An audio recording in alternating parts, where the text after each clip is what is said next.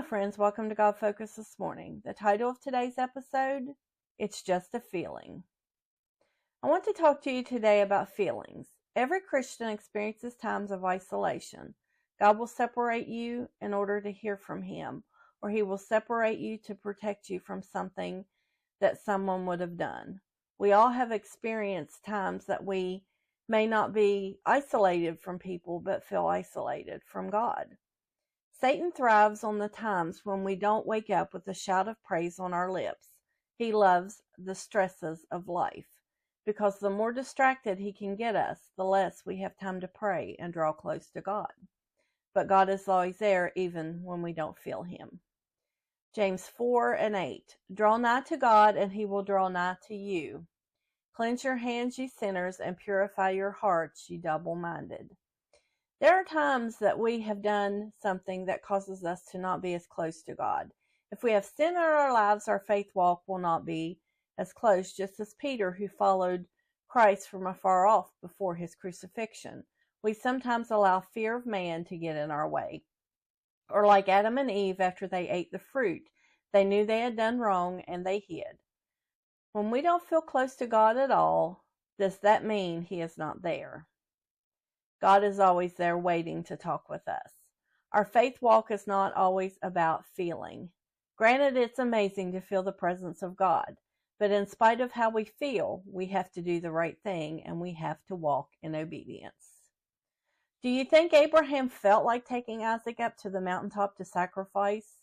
We would have been shrieking in horror. We would be telling ourselves that can't be God. Instead of getting into his emotions, he remembered God's promise. God promised him that he would be the father of many nations. He knew that no matter the outcome, God would keep his promise. So he told his servant that he was taking Isaac to the top of the mountain to worship and they would return. He had faith and spoke his faith out loud. He believed that God would allow Isaac to return with him. Do you think Hannah felt like giving her precious Samuel away after praying for a baby for so long? She didn't go by feeling, she acted with obedience. When he was old enough, she took him and left him at the temple to be raised by a man that had accused her of being a drunk. The choices these people had to make sometimes are overwhelming to think about, but they didn't go by feelings. They were obedient. Satan will come along and tell us all lies to get us down. Most Christians have thought the following things. I don't feel like a Christian, I must not be saved. I don't feel God, so He must be disappointed in me. Maybe He has even given up on me. This is why I lean so heavily on 2 Corinthians 5:7. We walk by faith and not by sight. And I could also say we walk by faith and not by how we feel. There is not one single emotion worth getting off track over. We have to walk by faith in obedience. God will tell us something to do, and we will question if it was really God. He will tell us to go somewhere and we will not feel like going. We have to push through and go anyway. Someone's life or soul could be dependent on us listening to God. Our emotions will lie to us when our back is to the wall. This is where it is important to be tempered the correct way. Steel is placed in a fire to make it bendable.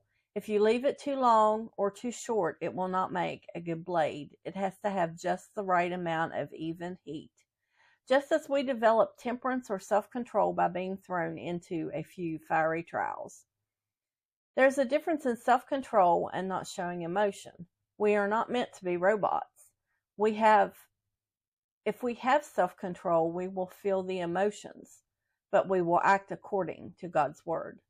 For example, many would look at Jesus running the money changers from the temple as not being very self-controlled, but he was righting an injustice. The money changers were thieves ripping off the people by not converting their money correctly or making them buy sacrifices from them. Then they would turn around and use the people's sacrifice and sell it to someone else. As we mature as Christians, we will grow fruit. We learn how to walk by faith and not by our feelings and how things look. Remember, it's not in a feeling. It is in that still small voice that is in us to be our guide. Thanks for watching. Until next time, be bold, be brave, and keep your God focus. Like, share, and subscribe for more encouragement. Have a wonderful day.